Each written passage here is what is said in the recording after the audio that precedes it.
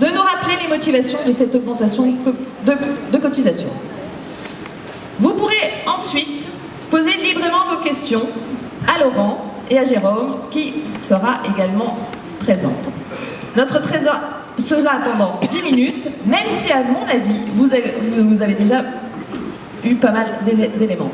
Donc le temps de questions sera de 8 minutes. Laurent, c'est à toi. Merci, présidente de séance. J'ai adoré votre réaction. Je vais au pupitre normalement. Parfait. J'étais en train d'écrire sur ce sujet en fait. Parce que je sais qu'il est attendu ce sujet. Jérôme, tu peux venir m'accompagner. Sur la partie technique, Jérôme répondra, moi je répondrai un peu plus avec mon cœur. Comme toujours d'ailleurs. Jérôme, tu veux le micro? Comment? Jérôme, je t'aime. Sans pleurer. J'ai fait un petit mind map à l'instant, c'est pour ça que je n'étais pas encore concentré tout à fait sur le début de cette Assemblée Générale, même si je remercie la nature des travaux. Alors pour moi, je vais vous faire un exposé en 3 points. Notre association, c'est des racines et des ailes. Les racines, c'est 64 ans d'histoire de la Jeune Chambre économique française. C'est pas d'augmentation de la cotisation depuis 2008 versus le coût de la vie. C'est une gestion saine avec une obligation de laisser des fonds propres structurants pour l'avenir. Enfin, j'ai consulté les PV des années précédentes et de mes prédécesseurs. On formulait ces informations dans les PV d'AG. En 2008, celui qui a augmenté la cotisation, il est présent ici et je le remercie, Carlos Brandao.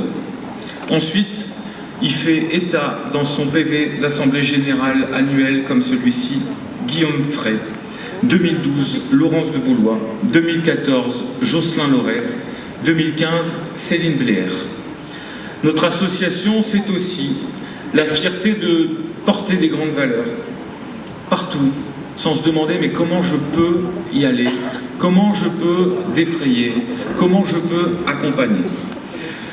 Notre association, c'est une association qui offre aux jeunes les opportunités de venir prendre des talents de leadership, de grandir, de respecter la mission du CI.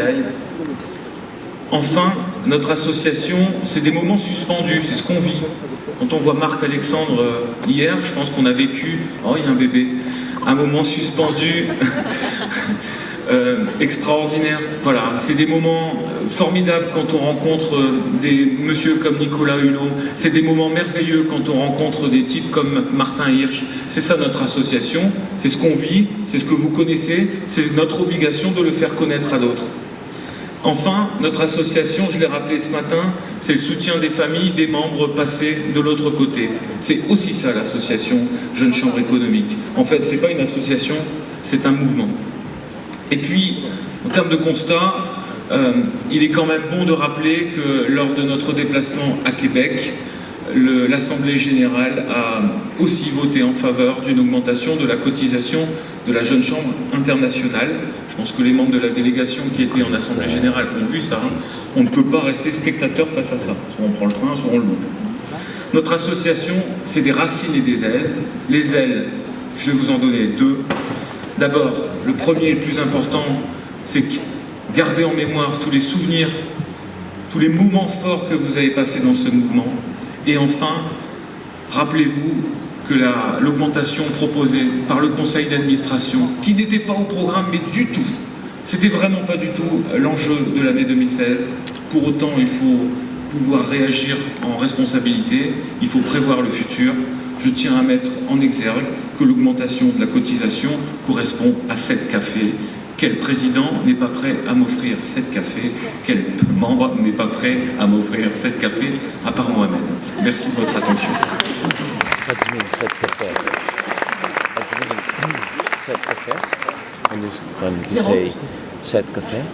Merci. Alors, je ne voulais pas parler après le président, je suis désolée, moi aussi.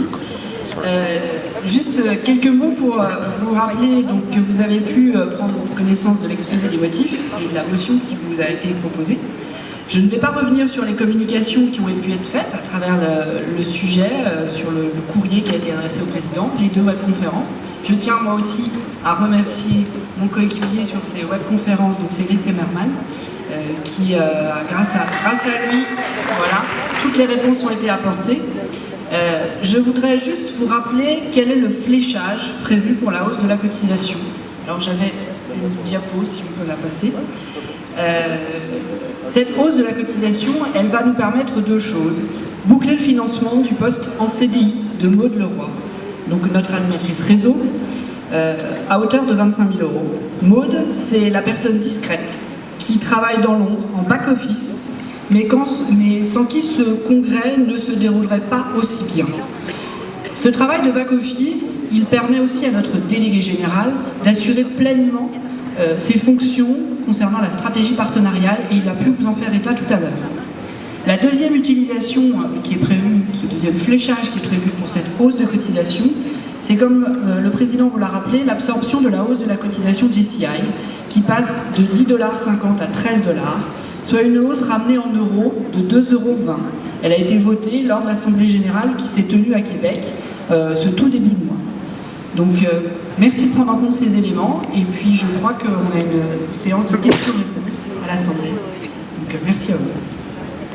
Très bien, merci cher président et cher trésorier.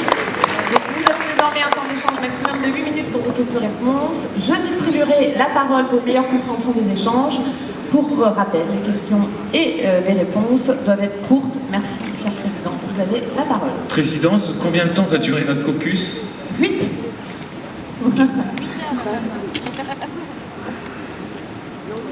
Apparemment,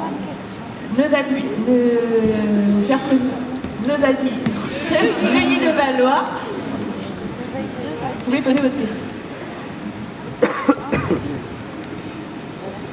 Merci, oui. Delphine Alain, présidente de la Jeune Chambre de Neuilly-le-Valois. C'est un point d'information que je voulais faire à la présidente de séance ainsi qu'aux autres présidents dans la salle. On est membre de la Jeune Chambre de Neuilly-le-Valois en Île-de-France. On peut voir peut-être plus facilement que d'autres jeunes chambres le travail du siège et des personnes qui représentent le siège. Et je voulais simplement, au nom des membres de ma locale, vous faire remonter ce point. C'est un parler pour, présidente. Ah. Je crois. Mais je ne suis pas le président de séance. Pardon. Je rappelle quand même qu'en fait, On est en suspension. on n'est plus en procédure parlementaire, Merci. on va venir après. Donc si c'est dans ce cadre-là l'intervention, c'est... Vous pouvez. Je me prépare Là, c'est un temps d'échange en fait. Voilà, j'avais compris que c'était des questions-réponses. Et voilà, tout ça. Poser des questions. Voilà, ma présidente de fédération. Alors après, il y avait Vendée. Merci présidente, parce que ce n'était pas un parler pour comme j'ai pu l'imaginer. Merci pour l'information. Merci. Excusez-moi. Bonjour, Amandine Vendée. En fait, dans notre JCVL, on est 50% où on paye nous-mêmes notre cotisation et 50% c'est les employeurs. Est-ce que vous prévoyez quelque chose qui pourrait faire une hausse uniquement sur ceux qui payent via leur employeur les cotisations?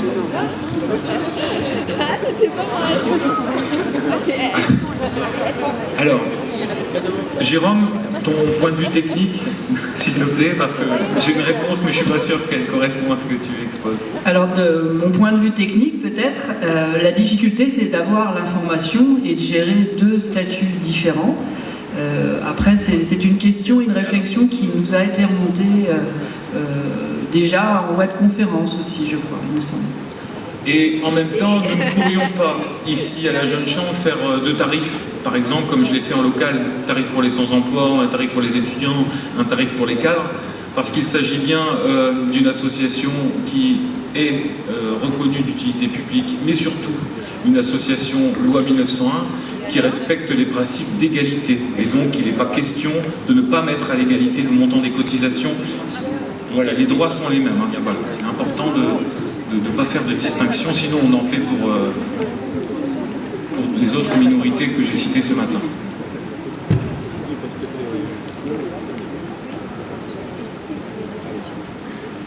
Ensuite, il y avait une question de la Jeune Chambre économique de La Rochelle.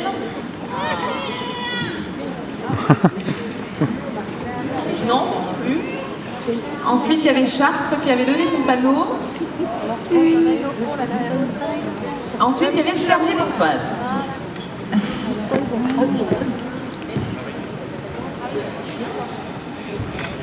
Marine Clapier, présidente de la Fédération Île-de-France, représentant Cergy Pontoise Val d'Oise. Si les calculs sont bons, il devrait y avoir un excédent. La question est, comment va être utilisé cet excédent et peut-on avoir la possibilité d'avoir un rapport annuel sur l'utilisation de cet excédent?